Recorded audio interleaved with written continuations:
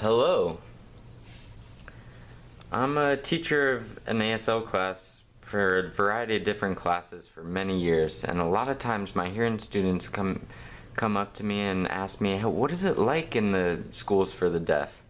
So, I explain to them all the positives and how I love the school, but then all of a sudden, um, the movie, I started thinking, I was like, my God, you know the movie Harry Potter?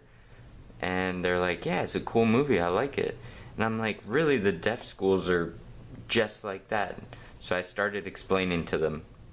So, Hogwarts, the school for the wizards and all the students, they go there and they grow up and they learn wizardry. Well, really, it's the same for the deaf schools. All the deaf children go to these deaf schools. So all the wizards go there and it's open. And so when they get there, they get on the train, they arrive at the school, and it's so exciting. And it's the same thing at the deaf schools. Sometimes there's cars and train. They don't only take the train. So that they interact with only wizards at Hogwarts, and the deaf school, it's only deaf children. So at Hogwarts, it's safe. The teachers there are awesome. They all match. They all click. And it's really the same at the deaf schools. They're not wizards or witches or anything, but it's the same. There's all the different groups and cliques, and they get their best friends over there. And really at the deaf schools it's the same way. And the cafeteria at Hogwarts has all the tables and in a line, and everyone interacts. Well, at the deaf school it's the same way. They all interact, and the dorms are even the same. At Hogwarts they have all the tournaments of Quidditch where they compete against each other, and the different dorms, the different houses have the competition to see who's the best. Well, at the deaf school, it's the same way. They have tournaments, and everyone comes and hangs out and does their thing, and even hearing comes sometimes. So over here at the school and at the deaf school, there's the wizards, and the hearing are close, just as the muggles are close.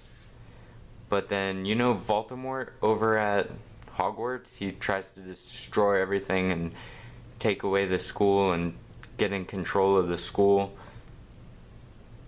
The deaf school, they have the same thing. It's just their culture, but they also have some bullies and people that want to shut down the school. It's really the same.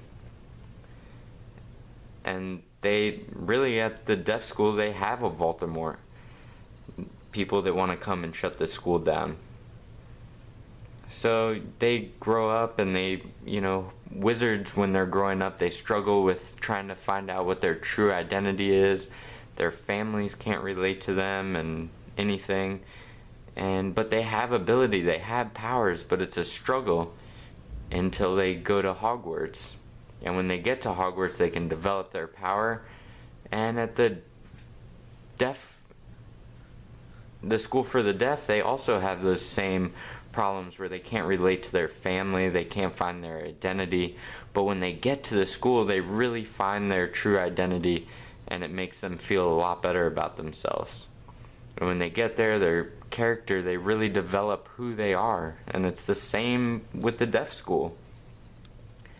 So now I recently went over to, I want to talk about the last part of Harry Potter. So when they grow up, they graduate, they all get married, have kids, but they always look back on Hogwarts, and that was really how they got there. And that is the same for the deaf. They grow up, they meet their best friends at the school for the deaf, and that is really how it is. So really, Hogwarts and schools for the deaf are the same thing. And when I told my students that, they were like, wow, that is really cool.